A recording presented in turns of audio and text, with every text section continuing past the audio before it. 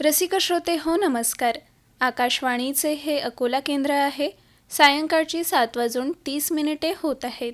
FM 102.4 मेगाहर्ट्झवरून प्रसारित करीत आहोत शेतकरी बंधू भगिनींसाठीचा कार्यक्रम किसानवाणी.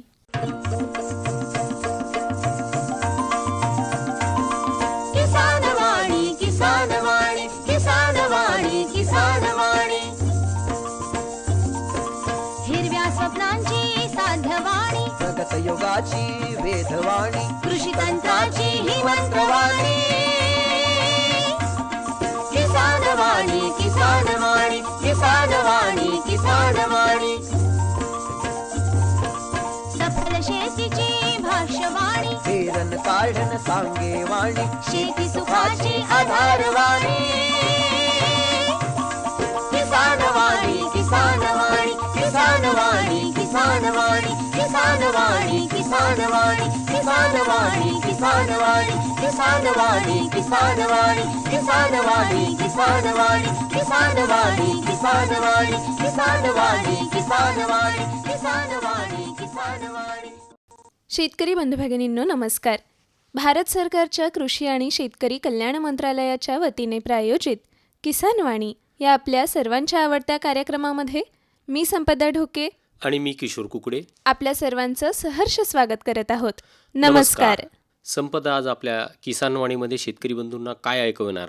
किशोर, आज शेतकरी बंधू भगिनींना आपण ऐकवणार आहोत मधमाशी पालन याविषयी डॉक्टर उपेंद्र कुलकर्णी, प्राध्यापक कीटकशास्त्र विभाग, डॉक्टर पंजाबराव देशमुख कृषी विद्यापीठ अकोला यांची संपदा ढोके यांनी घेतलेली मुलाखत. सोबतच शेतकरी बंधू भगिनींनो, आपण जाणून घेणार आहोत आजचे बाजारभाव, आजचे हवामान वृत्त, ऐकणार आहोत कृषीवाणी. तेव्हा ऐकत रहा आपल्या सर्वांचा आवडता कार्यक्रम किसानवाणी. किसानवाणी किसानवाणी किसानवाणी किसानवाणी. तर संपदा, सुरुवातीलाच आपण शेतकरी बंधूंना आपला उद्याचा हवामानाचा अंदाज द्यायला पाहिजे. नक्कीच. शेतकरी बंधू भगिनींनो, जाणून घेऊया ग्रामीण कृषी मौसम सेवा, डॉक्टर पंजाबराव देशमुख कृषी विद्यापीठ अकोला आणि भारत मौसम विभाग यांच्याकडून प्राप्त उद्याचा हवामानाचा अंदाज. पाऊस अंदाजे 0 मिलीमीटर, कमाल तापमान अंदाजे 44.2 अंश सेल्सिअस, किमान तापमान अंदाजे 32.2 अंश सेल्सिअस, सकाळची सापेक्ष आर्द्रता अंदाजे 37%, दुपारची सापेक्ष आर्द्रता अंदाजे 15%, वाऱ्याचा ताशी वेग 24.8 किलोमीटर प्रति तास असू शकतो आणि आकाश स्वच्छ राहील. तर शेतकरी बंधूंनो, आताच आपण जाणून घेतला उद्याचा हवामानाचा अंदाज, जो आपल्याला प्राप्त झाला होता ग्रामीण कृषी मौसम सेवा, डॉक्टर पंजाबराव देशमुख कृषी विद्यापीठ अकोला आणि भारत मौसम विभाग यांच्याकडून. किसानवाणी किसानवाणी किसानवाणी किसानवाणी. अरे अरे अरे अरे, क्या कर रहा है? इधर इधर इधर, हम बोल रहे हैं तेरे बीजू का. उतला बोल रहा है? हाँ, पक्षियों से तो हम खेत को बचा लेते हैं, पर इन घातक रसायनों से कैसे बचाएं? मतलब? देख बेटा, तू जो ये अंधाधुंध रसायन मिलाता है ना, मिट्टी की सेहत बिगड़ने लगी है. और जब माटी ही कमजोर पड़ जाएगी तो उपज कैसे सेहतमंद होगी? हाँ? अरे पहले ऐसा नहीं था. पूछना अपने बड़े बुजुर्गों से, कैसे फसल लहलहाती थी, शुद्धता झलकती थी. हाँ, माटी भी तंदुरुस्त और लोग भी. अरे अब पहली वाली बात कहाँ? पर अब तो सभी डाले हैं. सब नहीं, आज भी लाखों जागरूक किसान परंपरागत विधि से फसल उगा रहे हैं. खर्चा कम और उपज की कीमत भी बेहतर पा रहे हैं. सच है? रे बेटे, एक्सपीरियंस से बता रहे हैं, धूप में बाल सफेद नहीं किए हैं. हाँ. ठीक है भाई, मैं भी आज से जैविक खेती शुरू करूंगा. माटी से प्रेम की परंपरा है, परंपरागत खेती. संपदा, आता वेळ झालेली आहे आपल्या कार्यक्रमामध्ये कृषीवाणीची. अगदी बरोबर. तर ऐकूया दैनंदिन कृषीवाणी.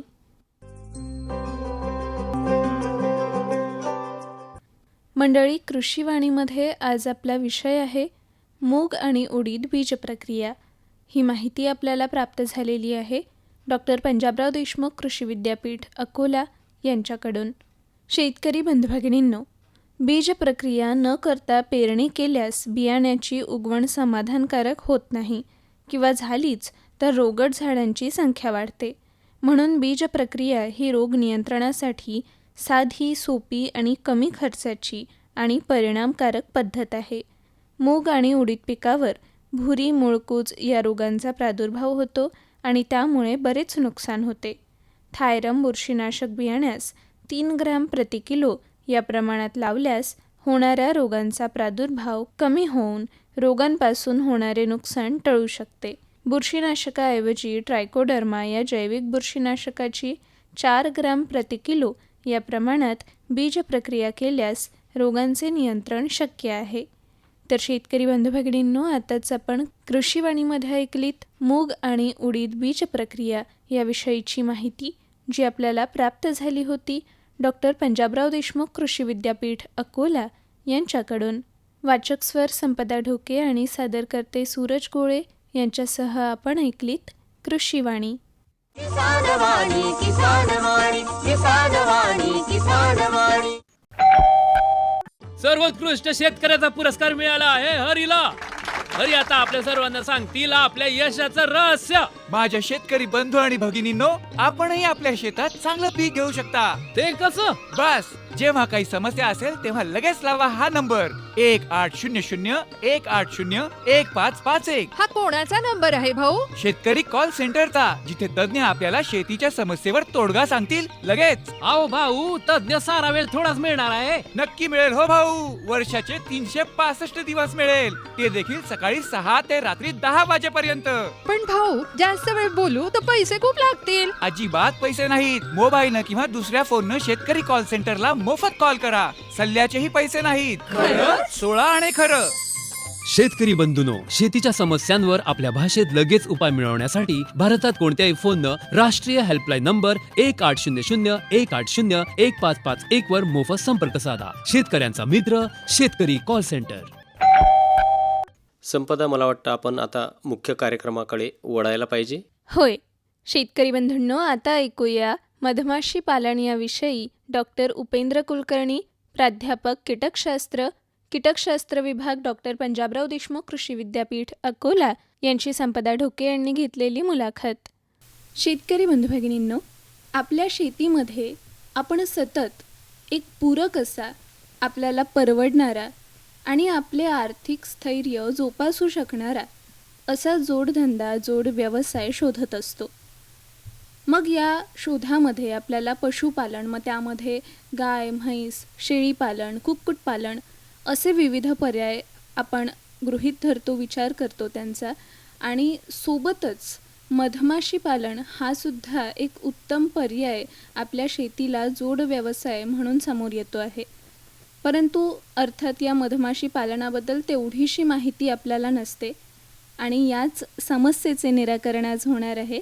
कारण आज आकाशवाणी अकोला येथे मधमाशी पालन याबद्दल आपल्याला मार्गदर्शन करण्याकरिता आमंत्रित तज्ज्ञ आहेत डॉक्टर उपेंद्र कुलकर्णी, प्राध्यापक कीटकशास्त्र विभाग, डॉक्टर पंजाबराव देशमुख कृषी विद्यापीठ अकोला.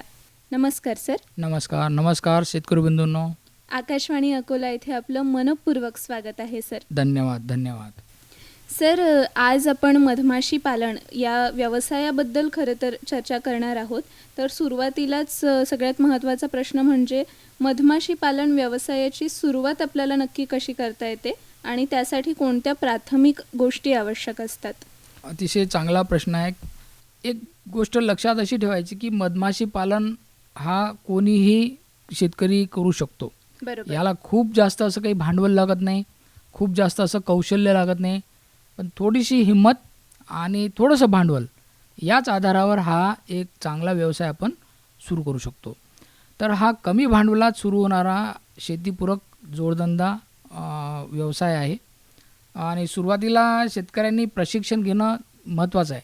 याचं कारण असं आहे की 3 बाबी आपण या व्यवसायामध्ये अतिशय महत्त्वाच्या आहे. त्या म्हणजे सर्वात आधी त्याच्यामध्ये स्वच्छता आणि काढणी आणि त्या मधमाशांना कुठलीही इजा न होता त्यांच्या मधाचं काढणी करणे, या गोष्टी जर पाळल्या तर हा व्यवसाय कोणीही केव्हाही करू शकतो. तर कृषी विद्यापीठामध्ये, खादी ग्रामोद्योग विकास महामंडळामध्ये किंवा कृषी विभागांमध्ये या विषयावर प्रशिक्षणसुद्धा दिलं जाते. प्राथमिक गरजांमध्ये आपल्याला काही गोष्टी ध्यानात घेणे, लक्षात घेणं आवश्यक आहे. जसं की यासाठी मधमाशीचे पेटारे लागतात, ज्याला आपण बी बॉक्सेस म्हणतो. आणि खादी ग्रामोद्योग विकास महामंडळातर्फे किंवा सरकारतर्फे सुद्धा या पेट्यांवर आपल्याला सबसिडीसुद्धा मिळते. त्यानंतर वसाहतसुद्धा आपल्याला त्याच मंडळातर्फे आपल्याला मिळते. संरक्षक जाळी, हातमोजे, स्मोकर, मध काढणी यंत्र आणि आपल्याकडे शेती थोडीशी असावी, त्यामध्ये फुलझाडे असावे. ही या बाबी या व्यवसायासाठी काही आवश्यक बाबी आहेत. एखाद्या शेतकऱ्यानं जर 10 पेटाऱ्यांपासून सुरुवात करायचं ठरवलं तर एका पेटीपासून वर्षाकाठी साधारणपणे 25 ते 30 किलो मध तो शेतकरी सहज मिळवू शकतो. अरे वा. आणि असं आपण जर केलं तर 10 पेट्यांपासून आपल्याला किमान 2.5 ते 3 क्विंटल मध एका वर्षामध्ये प्राप्त होतो. आणि याचा बाजारभाव जर आपण 400 रुपये किलो जरी धरलं तरी वर्षाकाठी या 10 पेट्यांपासून आपल्याला किमान 1 ते 1.5 लाख सहज कुठल्याही खास आपण ज्याला कष्ट म्हणतो त्या कष्टाशिवाय आपल्याला हे प्राप्त होतात. आणि कालांतरानं जसं आपलं कौशल्य वाढते त्याप्रमाणे आपण पेट्यांची संख्या वाढवून निव्वळ नफ्यामध्ये सुद्धा आपण वृद्धी करू शकतो. अगदी बरोबर. सर, आता आपण मधमाशी पालन सुरू करण्यासाठी काय काय प्राथमिक गोष्टी महत्त्वाच्या आहे याबद्दल अर्थात सांगितलं. दुसरा प्रश्न त्यालाच जोडून असा विचारायचा आहे सर, की मधमाशी पालनातून शेतकऱ्यांना कोणकोणते आर्थिक फायदे मिळू शकतात? आता शेतीमध्ये आपल्याला अनेक त्याच्यामध्ये फायदे होऊ शकतात. पहिली गोष्ट म्हणजे या व्यवसायापासून आपल्याला केवळ मधच प्राप्त होत नाही, तर मेण आहे, परागीकण आहेत, एक रॉयल जेली म्हणून एक पदार्थ मिळतो ज्याची आज बाजारभावामध्ये जर मूल्य पाहिलं तर हे 16,000 रुपये किलो जाते. त्याच्यानंतर प्रोपोलिस म्हणून एक मार्केटेबल प्रोड्यूस आपल्याला या व्यवसायापासून प्राप्त होतो. त्याचीसुद्धा खूप मोठी किंमत आहे. आणि ज्या पाश्चात्य देश आहेत किंवा अरेबियन कंट्रीज आहेत त्याच्यामध्ये या प्रोपोलिसला, रॉयल जेलीला खूप जास्त मागणी आहे. तर अशा पद्धतीनं बाजारात या उत्पादनांना चांगली मागणी आहे. त्यांच्यापासून आपल्याला उत्पन्न आपलं जास्त मिळू शकते. आणि शेती उत्पादन तर वाढते. 40% आपल्याला अधिकचं उत्पादन मधमाशा पेट्या शेतात ठेवल्यामुळे त्या पिकांचं उत्पादन वाढते. म्हणजे हा जो नफा जर आपण एकंदरीत पाहिला तर तो कैक पटीनं आपल्याला जास्त झाल्याचं दिसून होते. एका पेटीतून आपण जर साधारणपणे 20 ते 30 किलो जरी मध काढू शकलो आपल्या परिस्थितीमध्ये तरी मला वाटते की एखाद्याने जर 100 पेट्यांचं एक गणित जर ठेवलं तर तो लाखांमध्ये नफा आपला शेतकरी मिळवू शकतो. त्यामुळे मधमाशी पालनातून शेतकऱ्यांना फार मोठा आर्थिक फायदा मिळून शेती जी आज आपण म्हणतो की तोट्यात आहे तर त्याला एक चांगला व्यवसाय, जोडधंदा आपल्याला मिळू शकतो. अगदी बरोबर. सर, असे अनेक आर्थिक फायदे आपल्या शेतकरी बंधू भगिनींना या मधमाशी पालनातून होणार आहे. आता या आर्थिक फायद्यांना समजून घेऊन आणि जर आपल्या शेतकरी बंधू भगिनींनी सुरुवात केली मधमाशी पालनाची तर मधमाशांच्या प्रमुख जाती कोणत्या आहेत आणि त्यापैकी कोणती जात आपल्या शेतकरी बंधू भगिनींना पालनासाठी अधिक उपयुक्त ठरेल?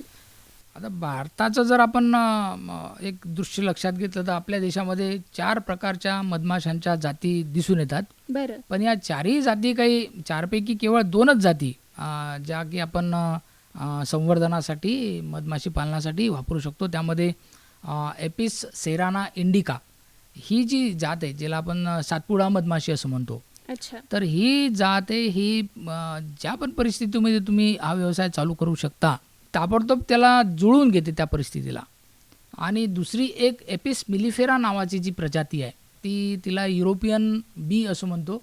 तर तिचं उत्पादन जास्त प्रमाणात मिळते पण आपल्या परिस्थितीमध्ये तिला थोडं जुळायला वेळ लागतो. त्यानंतर एक डॅमर मधमाशी आहे जी स्टिंगलेस हनीज ज्याला म्हणतो आपण, पण तिचं उत्पादन फारच कमी असते. आणि एक ॲपिस डॉर्साटा म्हणून रॉक बी म्हटले जाते. ती एक जंगली पद्धतीची मधमाशीची प्रजाती आहे आणि ही फार रागीट असते. तिचा डंख फार तीव्र असतो. त्यामुळे आपण संवर्धनासाठी किंवा मधमाशी पालनासाठी या रॉक बीचा आपण वापर करत नाही. तर आपल्या भागामध्ये जर आपल्याला व्यवसाय करायचा असेल तर ॲपिस सेराना इंडिका नावाची जर प्रजाती आहे ती आपल्याला खादी ग्रामोद्योग विकास महामंडळाकडून त्यांची वसाहतसुद्धा आणि पेट्यांच्या उपलब्धतेसुद्धा आपल्याला त्या मिळू शकतात. बरोबर. तर अशा प्रकारे ॲपिस सेराना इंडिका ही एक जात मधमाशांची आपल्याला मधमाशी पालनामध्ये त्याचा विचार करता येणार आहे बंधूंनो. सर, मधमाशी पालन म्हटलं की मधमाशांचे पेटारे याची निगा राखणं, याची काळजी घेणं हा सर्वात महत्त्वाचा प्रश्न येतो. तेव्हा मधमाशांचे पेटारे ठेवताना आपल्या शेतकरी बंधूंनी जागेची निवड कशी करावी? आता या मधमाशा तशा तुम्ही बघा, त्या कामकरी मधमाशा असतात आणि त्या आपल्या कामावरच फोकस करत असतात. होय. त्यांना शांतता हवी असते. त्यांच्या कामामध्ये कुठल्या प्रकारचं विघ्न बाधा उत्पन्न होणार नाही अशा ठिकाणी आपल्याला पेट्यांची तिथे मांडणी करावी लागते. त्यामुळे पेटारे आपण जे आणू ते शांत ठिकाणी, स्वच्छ ठिकाणी आणि अंशतः सावली असलेली जागा निवडावी. त्यासाठी जवळ त्याच्या पाण्याचा थोडासा स्रोत असावा, एखादा झरा असो किंवा तलाव असो, अशा ठिकाणी जर आपण त्याच्या पेट्यांची संरचना केली. कारण आपण बघा की या कामकरी मधमाशा या केवळ मकरंद गोळा करण्याचं काम करत नाही. उदाहरण सांगायचं झाल्यास एक कामकरी माशी तिच्या वसाहतीमध्ये जवळपास 16 प्रकारची कामं करते. बापरे. त्यामुळे तिचा केवळ मकरंद गोळा करण्याचं हे काम नाही. आता उन्हाळ्याच्या दिवसामध्ये त्या पोळ्यामध्ये जर आर्द्रतेचं प्रमाण कमी असेल आणि तिच्या त्या वसाहतीमधील पिल्लांना जर काही अपाय होण्याची शक्यता असेल तर या कामकरी माशा पाण्याच्या स्रोताकडे जातात, आपल्या शरीरावर पाण्याचे थेंब आणतात आणि ते शिंपडतात त्या पोळ्यात. म्हणजे आर्द्रता टिकून राहावी हा त्याच्या मागचा उद्देश असतो. म्हणजे अनेक प्रकारचे त्यांचे कर्तव्य त्या पार पाडतात. त्यामुळे अशी जागा आपल्याला निवडायची आहे की जिथे पाण्याचा सुद्धा स्रोत आहे आणि भरपूर प्रमाणात फुलझाडे आहेत, जेणेकरून आपल्या मधमाशांना इतरत्र खूप जास्त दूर जावे लागणार नाही. त्याशिवाय काही पिकांच्या बागा असतील किंवा शेती पिके असतील ज्या ठिकाणी आपल्याला फुलांच्या नेहमीसाठी आपल्याला चांगल्या मोठ्या प्रमाणात फुले दिसतील अशा ठिकाणी आपल्याला या पेट्यांची संरचना करायची आहे. ज्या ठिकाणी कीटकनाशकांचा जास्त वापर होईल अशा जागा आपल्याला टाळायच्या आहेत. याने कारण कीटकनाशकांचा आणि मधमाशांचा परस्पर संपर्क न आलेला कधीही चांगला. म्हणून या पेट्यांची जी जागा आहे ती अशा पद्धतीने आपल्याला निवडायची आहे. डाळिंब आणि मोसंबी बागेजवळ जर पेटारे ठेवले तर मध उत्पादनामध्ये या पिकांच्या उत्पादनासोबतच खूप मोठे वाढ आपल्याला दिसून येते. म्हणून जर आपल्याला कुठे डाळिंब बाग असेल, मोसंबीची बाग असेल किंवा तिळासारखं पीक असेल, मोहरीसारखं पीक असेल, सूर्यफुलासारखं पीक असेल, तर निलगिरीसारखं पीक एखादी जंगली जर असेल झाडी झुडपे, तर त्या ठिकाणी आपल्याला मधाचं सुद्धा उत्पन्न वाढलेलं दिसून येईल. अगदी बरोबर. तर अशा प्रकारे काळजी आपल्याला मधमाशांचे पेटारे ठेवताना जागेची निवड करताना घ्यायची आहे. सर, हे झालं जागेच्या निवडीबद्दल. यासोबतच मधमाशी पालनामध्ये आपण एक चॅलेंज असं म्हणू शकतो की हवामान बदल, कीटकनाशके किंवा रोगांचा मधमाशीवर होणारा परिणाम. तर हवामान बदल, कीटकनाशके किंवा रोगांचा मधमाशी पालनावर कसा परिणाम होतो?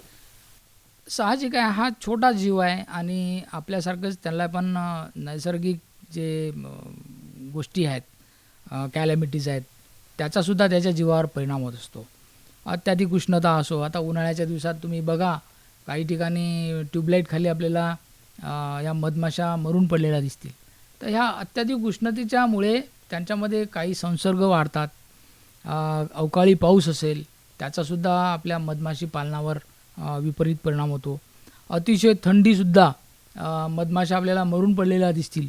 त्या आपल्या लाईटच्या स्रोतकडे येण्याचा प्रयत्न करतात आणि आपल्याला ट्यूबलाईट खाली किंवा आपल्या बल्ब खाली अतिशय थंडीच्या दिवसामध्ये सुद्धा त्या मरून पडलेल्या आपल्याला दिसतील.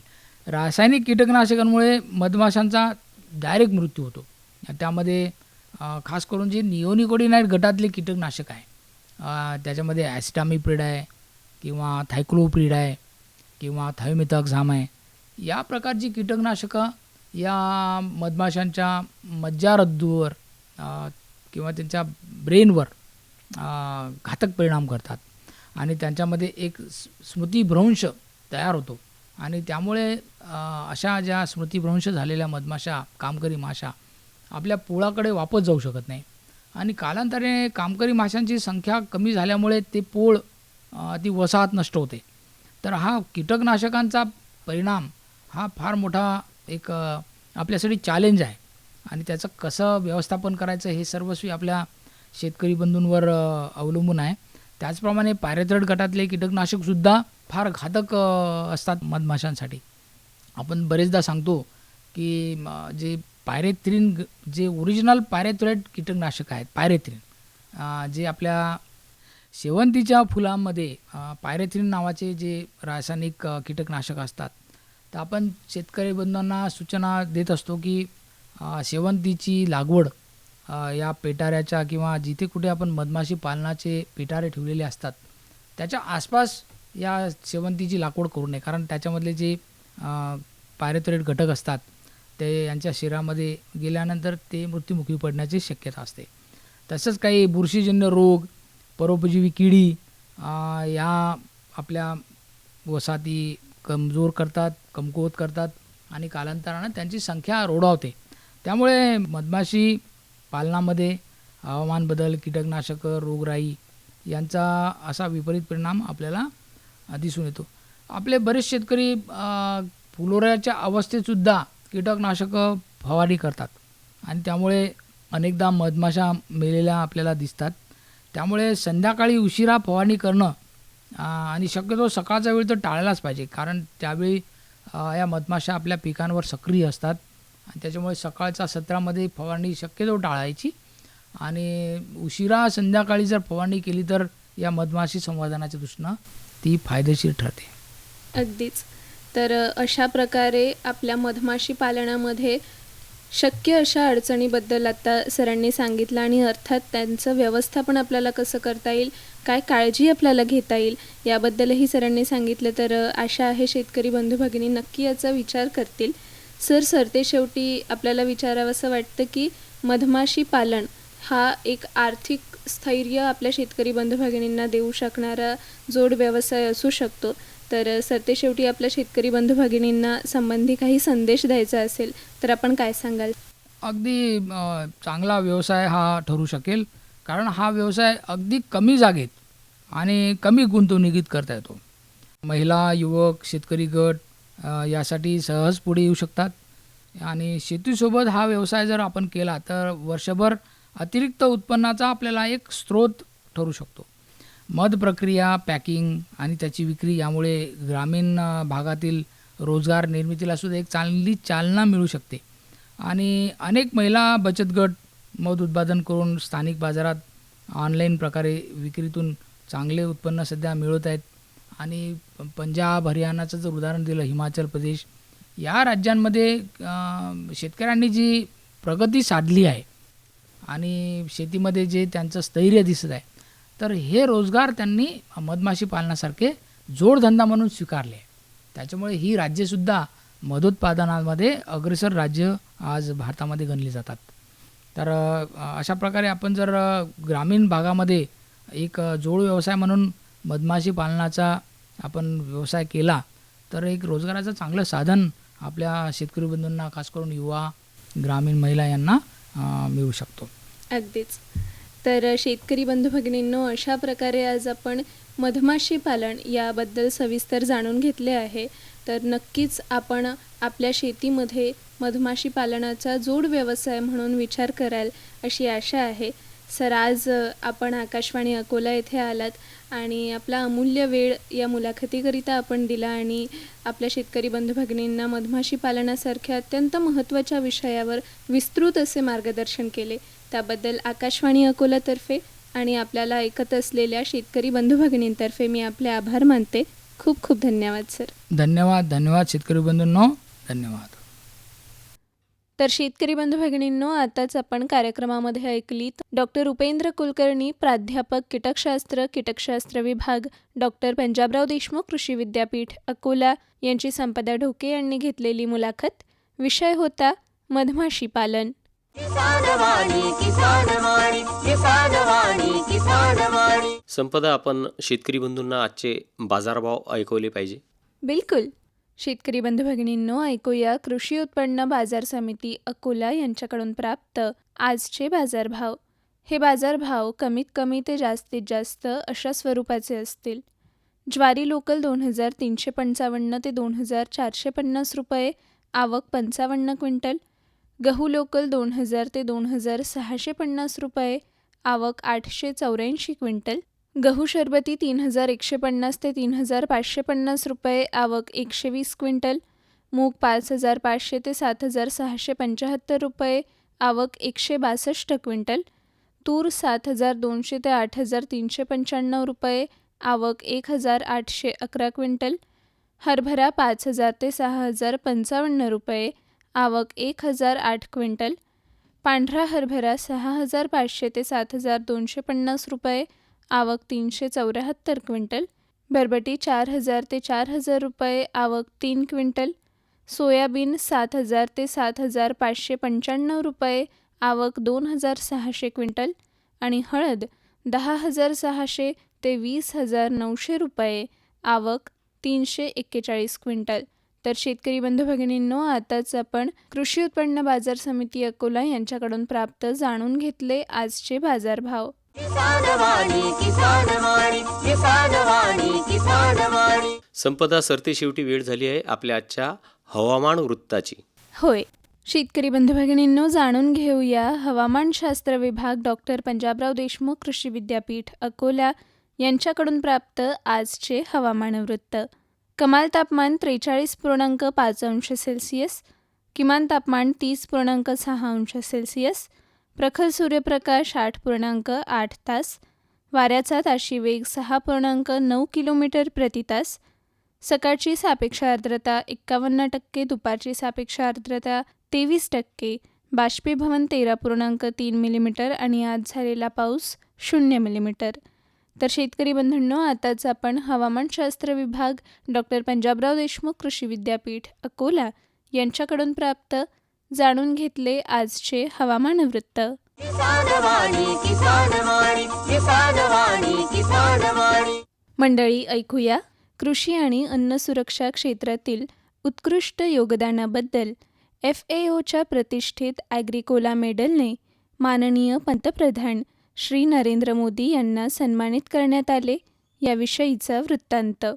श्रोतेहो, भारताचे पंतप्रधान नरेंद्र मोदी यांना कृषी आणि अन्न सुरक्षा क्षेत्रातील उल्लेखनीय योगदानाबद्दल फूड अँड ॲग्रिकल्चर ऑर्गनायझेशन अर्थात FAOकडून प्रतिष्ठेचे ॲग्रिकोला मेडल प्रदान करण्यात आले आहे.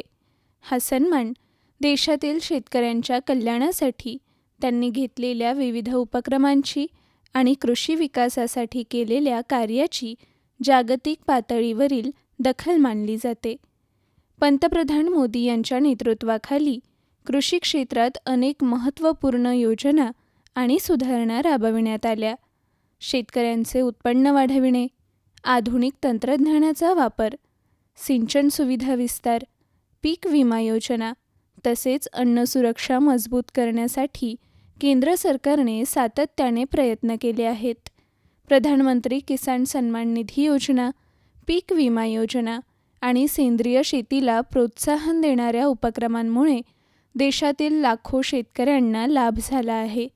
FAOकडून मिळालेला हा सन्मान भारताच्या कृषी क्षेत्राच्या प्रगतीचे आणि शेतकरी हिताच्या धोरणांचे आंतरराष्ट्रीय स्तरावर झालेले कौतुक मानले जात आहे.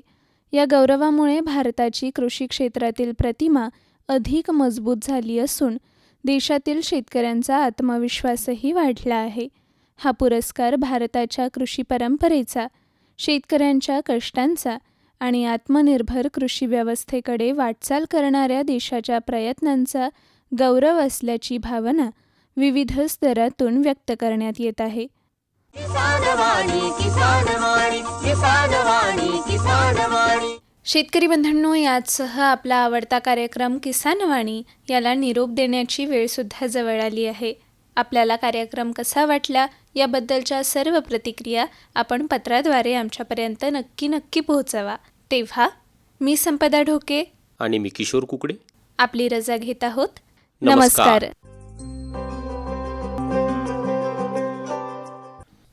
आजच्या किसानवाणी कार्यक्रमाचे सादरकर्ते होते सूरज गोळे.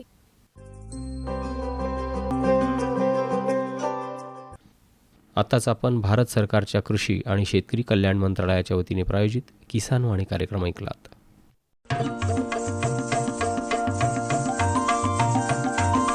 किसानवाणी किसानवाणी किसानवाणी किसानवाणी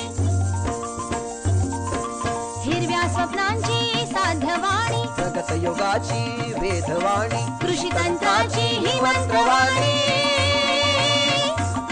किसानवाणी किसानवाणी किसानवाणी किसानवाणी